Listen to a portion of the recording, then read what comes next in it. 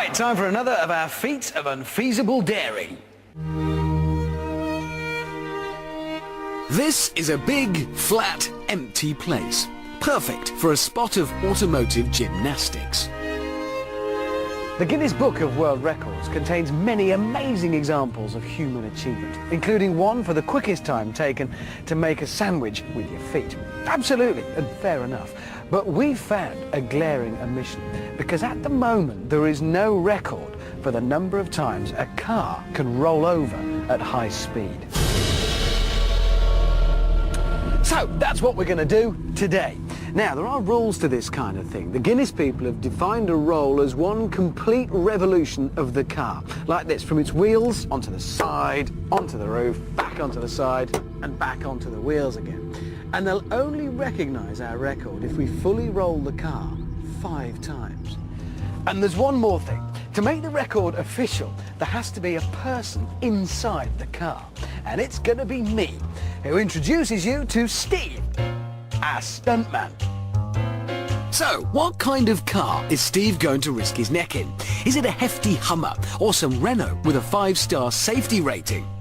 Oh dear, no. In fact, it's a 1991 Ford Sierra Estate.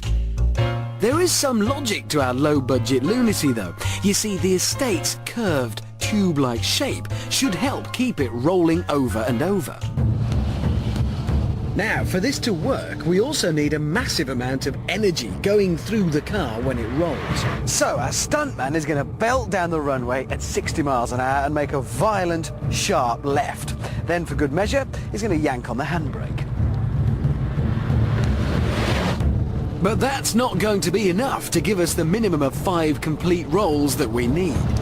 So once the car is into a skid, Steve is going to hit this button.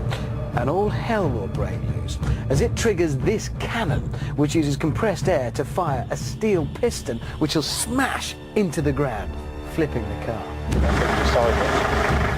And remember, this is not you bet. We have no idea what's going to happen.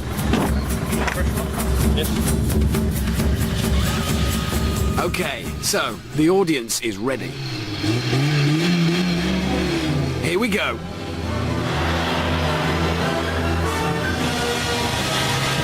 For this stunt to succeed, timing is crucial. When Steve hits 60 miles an hour, he must pull the handbrake and detonate the cannon in almost the same instant.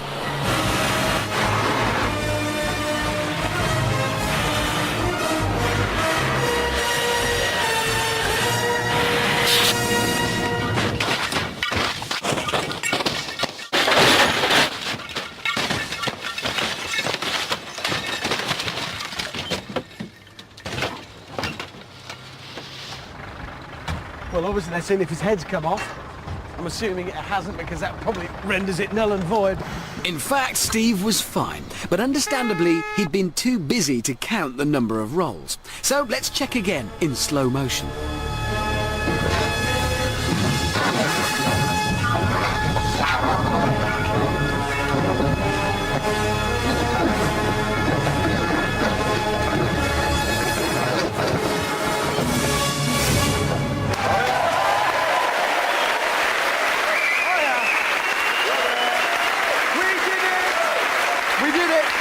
Yeah, we did. We did it. We only needed 5, and as you saw there, we managed 6, so we did it, and look, we even got a certificate there and everything. Look at that. Now, I want to talk about the BMW M5. There have been loads of versions over the years.